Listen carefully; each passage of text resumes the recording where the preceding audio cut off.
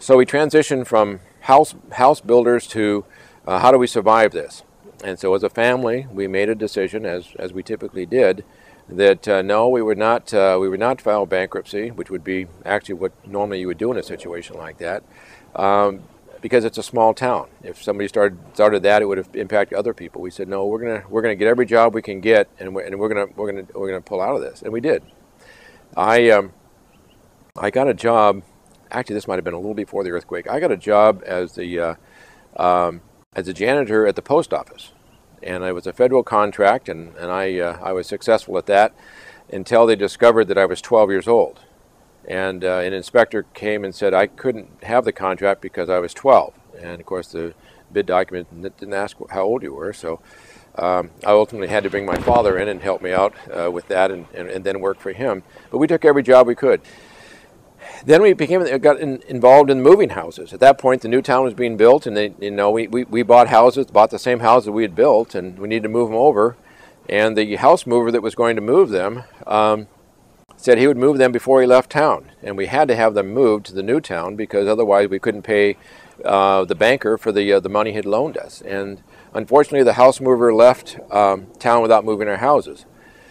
At that point, my father announced we were now in the house moving business, and we were able to use the equipment the house mover left behind, and we moved houses. And at the age of 13, 14, driving a truck with a house behind you is something you don't forget. It was a very challenging time, but it was one that I'll never forget. It was a matter of taking care of yourselves and doing what needed to be done, and not necessarily waiting for somebody else to take care of you. As part of my high school experience, I was able to see a lot of the state and meet a lot of the people that are now in leadership roles and longtime Alaskans. The athletic activities in the school was very, very important to my growing up. After graduating from high school, college was almost not an option at that point, just because the economic situation, the pipeline had not begun yet, and so that became very, very challenging to be able to go on to school. I was able to by going to a community college in Eastern Oregon and living at a home of the family of my third grade school teacher, actually from Fort Greely, who had long since left Alaska and invited me to stay with them, which I did. Had it not been for that, I'm not sure I would have been able to begin my college education. Then coming back for the summer, I was working on the oil pipeline was a huge change of events for me. I was used to working hard. For my dad, I just wasn't used to making so much money. So that allowed me to go from my first year situation to my last 3 years with Lewis and Clark College in Portland, Oregon, a wonderful school and one that allowed me to travel the world and to Australia and New Zealand as part of an exchange program, and it really opened my eyes to other options and other areas of the world I otherwise would not have been able to see. And that was directly related to the beginning of the Trans-Alaska Oil Pipeline. I worked on unloading ships with the pipe from Japan, would come over, and we would work 7 days a week, 18 hours a day if necessary, to unload the ship, so they would be able to go and bring another load. Then I worked in the facility that coated the pipe. The pipe sat there for so long, waiting for the permits and authorization from Congress, which ultimately came through.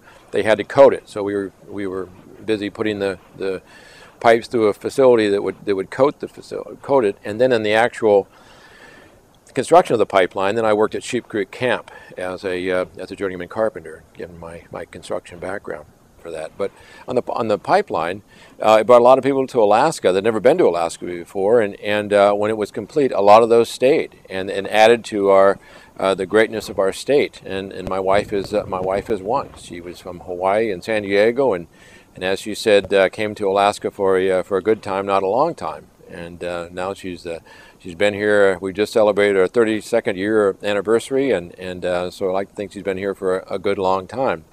We went to law school and together, and in Washington, state of Washington. Of course, Alaska does not have a law school. And returned to Alaska, and we've had a law practice ever since. We worked for a firm for a period of time, and now have a practice on our own.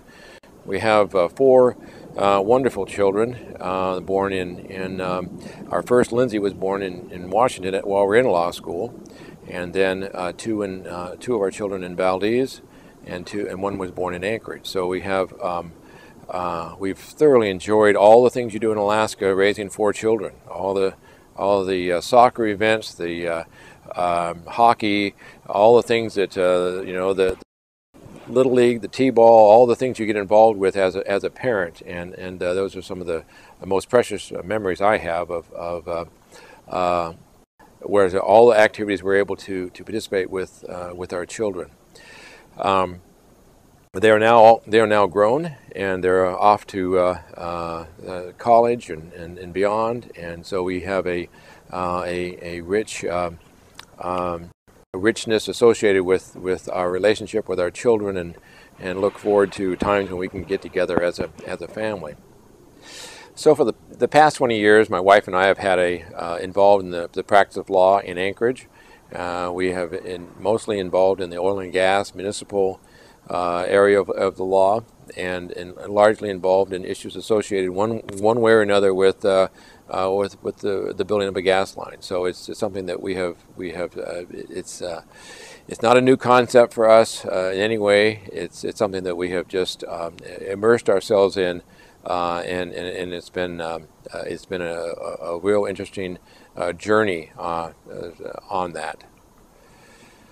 As we venture into this next chapter of our life, it's one that we do together, and it's one that we take very, very seriously, and we take it seriously because we have both benefited so greatly by the development of oil and gas in Alaska has brought to us and to our children, and it's very important to us that we are able to pass that on. And that's why I am so absolutely convinced that the only way that Alaska is going to commercialize our gas is for the state of Alaska to take control and to be the owner of the gas pipeline, built by the private sector, by the people that are already here, that already have the abilities to build a pipeline, and operated by Alaskans. And so we need to take that step and make that piece of infrastructure happen in conjunction with the North Slope producers, and in such a way that they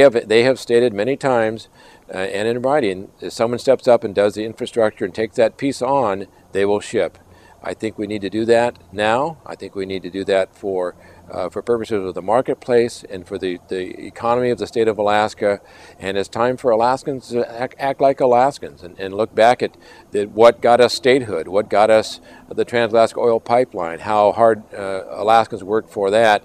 It's time we continue that on through the gas pipeline project, and that we do it now on our time frame, on our terms, for the future of our children and our grandchildren.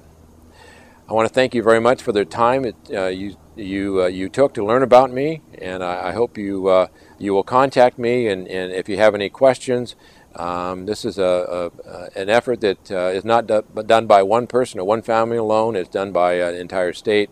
So I invite your participation. I hope you'll find the effort of and the mission that I believe so passionately about, one that matches your visions and your future, and for your children and your grandchildren.